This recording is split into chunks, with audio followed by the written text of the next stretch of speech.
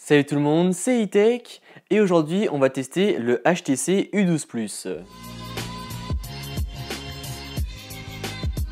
Donc on commence sans plus tarder par le design du smartphone. À l'arrière on va retrouver du vert, donc là je l'ai dans la couleur noire et d'ailleurs je suis un petit peu dégoûté parce que voilà il existe une couleur bleue ainsi qu'une couleur un peu rouge et dans ces couleurs bleues et rouges et bien l'arrière est légèrement transparent, du coup on peut voir les composants et je trouve ça vraiment super classe. Donc là un peu dégoûté d'avoir la version noire mais j'ai quand même pu vous tester le smartphone donc ça c'est quand même cool. Donc je vous le disais on retrouve du vert et en plus ce vert est légèrement bombé, du coup ça nous assure une très bonne prise en main lorsqu'on tire le smartphone et le smartphone ne glisse pas des mains. À part ça on retrouvera un double capteur photo de 12 et 16 mégapixels donc il fait vraiment de très belles photos mais ça on y reviendra après.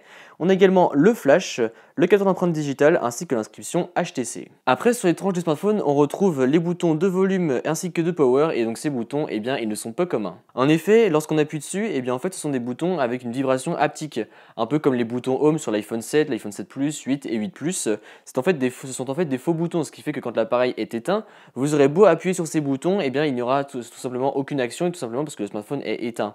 Donc là c'est pareil que sur les iPhones, quand on appuie on reçoit une petite vibration au niveau du doigt, donc voilà ça change un peu d'habitude, mais personnellement je ne suis pas très fan parce qu'en fait voilà les boutons des fois sont pas très réactifs et donc des fois on appuie plusieurs fois ou des fois on appuie comme un sourd et il n'y a pas de réaction et donc voilà je trouve ça un peu dommage.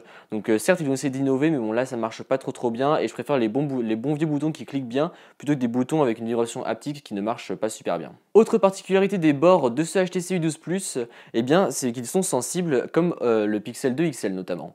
En effet lorsque vous allez faire une pression, eh bien il y aura une action qui va se faire. Par exemple moi lorsque je fais une pression courte, eh bien ça va allumer la lampe torche et quand je fais une pression plus longue, eh bien ça va faire une capture écran. Autre chose, les bords sont également sensibles lorsque vous tapotez dessus. Par exemple si je tapote dessus comme ça, eh bien l'écran va se rétrécir pour pouvoir l'utiliser à une main. Donc ça je trouve ça vraiment super pratique et c'est beaucoup mieux que sur le Google Pixel XL2 parce qu'en fait tout simplement vous pouvez configurer ce que vous voulez comme action, notamment l'action de la lampe torche. Je trouve ça vraiment super pratique. On sort son smartphone de la poche, on fait une petite pression et ça y est on peut y voir. Alors que sur le Pixel XL2, là c'est dommage parce qu'on peut seulement avoir Google Assistant et voilà on ne peut pas le configurer autrement. En plus de ça, le smartphone va également détecter quand vous voulez l'utiliser en mode portrait ou en mode paysage. Je m'explique, par exemple vous êtes dans votre lit, vous tenez votre smartphone à une main et vous vous mettez sur le côté. Donc là tout smartphone normal va se mettre en mode paysage malgré le fait que vous le tenez en mode portrait. Et bien là ce HTC il va détecter que vous le tenez à une seule main et du coup il va rester en mode portrait. Et bien à contrario quand il détectera que vous le tenez à deux mains, il se mettra en mode paysage. Et je trouve ça vraiment super ingénieux et ça c'est un truc qui est vraiment cool et qui devrait y avoir sur tous les smartphones. Donc passons maintenant à la face avant du smartphone. Donc on retrouve un double capteur photo frontal donc qui devrait être pas mal sur le papier pour faire des beaux selfies et on retrouve également l'écran de 6 pouces du smartphone. Donc cet écran a une définition super LCD. Donc là je suis un peu déçu parce qu'il n'y a pas d'OLED sur cet écran mais les couleurs sont quand même vraiment très bien contrastées et assez fidèles à la réalité. En plus l'écran est vraiment très lumineux donc pour regarder du contenu ce sera quand même agréable malgré encore une fois le fait qu'il n'y ait pas d'OLED et pour le prix voilà je trouve ça quand même un peu incorrect de la part d'HTC puisque c'est quand même un smartphone qui vaut 700 €.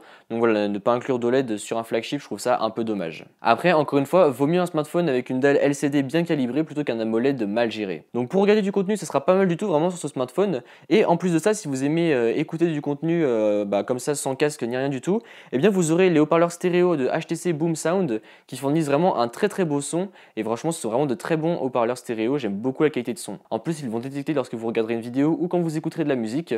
Donc pour s'adapter, ils se mettront soit en mode musique, soit en mode cinéma. Et je trouve ça vraiment super cool. En ce qui concerne les spécifications techniques de ce smartphone, on se retrouve avec un Snapdragon 845, donc qui est le tout dernier de chez Qualcomm, et ce Snapdragon se retrouve également épaulé par 6 Go de RAM. Donc voilà, c'est du très rapide, hein. Quand on ouvre les applications c'est instantané, tout se fait vraiment très rapidement, je pense que c'est un des smartphones les plus fluides que j'ai testé, du moins en termes de rapidité d'ouverture d'application, etc. Enfin voilà, il est vraiment très fluide, et vous pourrez faire tourner n'importe quelle tâche sans aucun souci. Donc le smartphone tourne sous Android 8 avec la surcouche HTC Sense. Donc moi la dernière fois que j'avais testé un HTC ou du moins que j'en avais pris en main c'était il y a longtemps parce que c'était à l'époque du HTC One il me semble, le M7.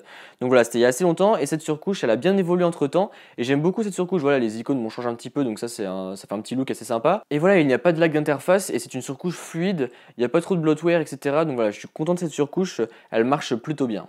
En ce qui concerne le stockage, vous aurez 64 ou 128 Go de stockage que vous pourrez étendre via une carte micro SD. Donc là c'est soit vous étendez le stockage via carte micro SD en utilisant une seule carte SIM, ou alors vous pourrez utiliser une deuxième SIM dans ce smartphone et donc ça c'est aussi un bon point. Et pour finir sur les specs, on se retrouve avec une batterie de 3500 mAh, donc là voilà, c'est une bonne grosse batterie qui vous tiendra bien la journée. Voilà, en utilisation intensive, on tient la journée, bon il faudra quand même le recharger le soir, mais cette batterie est vraiment très bonne, voilà, le smartphone est endurant, donc ça c'est vraiment agréable à utiliser au quotidien. Et au pire du pire, si jamais vous tombez en rade, ce smartphone est équipé de la recharge rapide comme maintenant 95% des smartphones Android.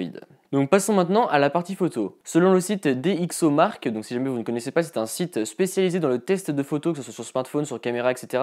Et bien selon ce site-là, ce HTC U12 Plus est le deuxième meilleur smartphone au monde pour faire de la photo, juste derrière le P20 Pro, mais par contre il est quand même devant l'iPhone X et devant le Pixel XL2, donc normalement on devrait avoir des photos pas mal. Et en effet les photos sont vraiment très belles, voilà, les couleurs sont bien contrastées, j'adore le rendu que ça fait, les couleurs sont vraiment fidèles à la réalité sans pour autant que ça soit trop saturé, donc voilà, les photos sont vraiment très bonnes et je suis vraiment content des résultats, du moins pour ce qui concerne la caméra dorsale de ce smartphone. Et même en basse luminosité, les photos seront vraiment correctes et elles seront bien exploitables, il n'y aura que très peu de grains et voilà, c'est vraiment un plaisir de faire des photos avec ce smartphone, donc voilà, si jamais vous aimez faire des belles photos avec votre smartphone, et bien ce HTC U12 Plus peut être l'un de vos choix. Par contre, en ce qui concerne la caméra frontale, là les photos sont bonnes mais sans plus.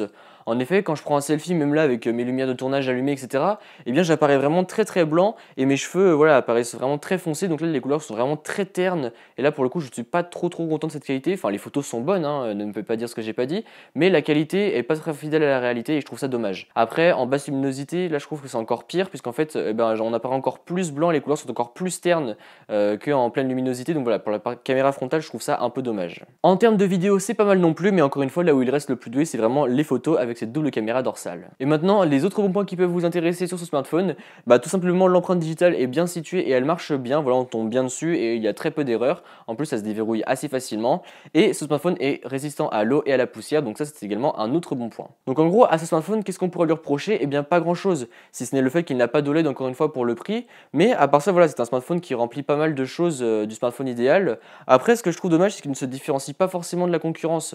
Alors oui ses photos en caméra dorsale sont bonnes, mais en caméra frontale c'est pas top, donc bon voilà, c'est un petit peu controversé. Et après je pense que pour le prix voilà, vous êtes mieux à prendre un S9 ou un S9 Plus qui fera selon moi mieux que ce HTC U12, mais encore une fois si jamais vous décidez de prendre ce smartphone, eh bien je pense que vous ne serez pas déçus si vous aimez tout ce qui est photo, si vous aimez un smartphone robuste qui tient bien en main, quelque chose qui va vite avec une bonne batterie, et bien encore une fois ce smartphone peut être fait pour vous. Mais comme d'habitude si vous voulez y jeter un œil, eh bien le lien sera dans la description. Avant de terminer cette vidéo, je tenais à remercier le Café du Geek, puisque voilà c'est grâce à eux que j'ai pu tester ce smartphone, donc je vous mettrai le lien de leur site dans la description. Donc voilà c'est tout pour cette vidéo, j'espère qu'elle vous a plu. C'est comme d'habitude n'hésitez pas à mettre un pouce bleu, à me suivre sur les réseaux sociaux qui se trouveront dans la description et à vous abonner. Allez, salut!